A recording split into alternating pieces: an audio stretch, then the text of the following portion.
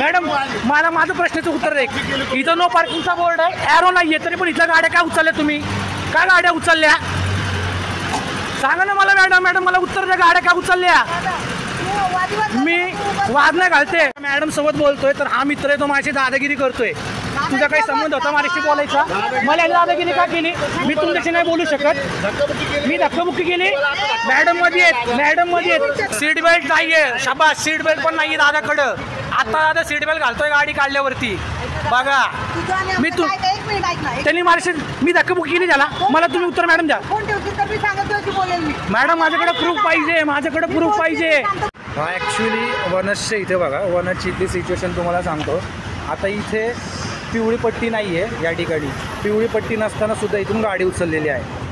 ठीक आहे. आणि इथं जर नो पार्किंगचा बोर्ड बघितला, आता नो पार्किंगचा बोर्ड आहे, तर या ठिकाणी ॲरो नाही आहे. ॲरो नसताना सुद्धा यांनी इथून गाड्या उचललेल्या आहेत. बघा मला वाटते पोलीस बहुतेक सामान्य लोकांवरती गाड्या उचलायचे आणि फुकटचा पैसा कमवायची कामं चाललेली आहेत पोलिसांची.